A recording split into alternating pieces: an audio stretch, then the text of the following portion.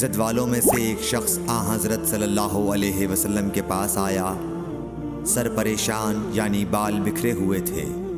ہم اس کی آواز کی بنبناہٹ سنتے تھے اور ہم سمجھ نہیں پا رہے تھے کہ وہ کیا کہہ رہا ہے، یہاں تک کہ وہ نزدیک آن پہنچا جب معلوم ہوا کہ وہ اسلام کے بارے میں پوچھ رہا ہے۔ حضرت صلی اللہ علیہ وسلم نے فرمایا کہ اسلام دن رات میں 5 نمازیں پڑھنا ہے۔ اس نے کہا بس اس کے سوا تو اور کوئی نماز مجھ پر نہیں۔ آپ نے فرمایا نہیں، مگر تو نفل پڑھے تو اور بات ہے۔ حضرت صلی اللہ علیہ وسلم نے فرمایا اور رمضان کے روزے رکھنا۔ اس نے کہا اور تو کوئی روزہ مجھ پر نہیں ہے۔ آپ نے فرمایا نہیں، مگر تو نفل روزے رکھے تو اور بات ہے۔ طلحہ نے کہا اور حضرت صلی اللہ علیہ وسلم نے اس زکوٰۃ کا بیان کیا۔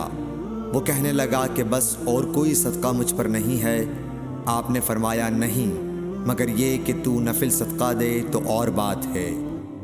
پھر وہ شخص پیٹھ موڑ کر چلا گیا، یوں کہتا جاتا تھا قسم خدا کی میں نہ اس سے بڑھاؤں گا نہ گھٹاؤں گا۔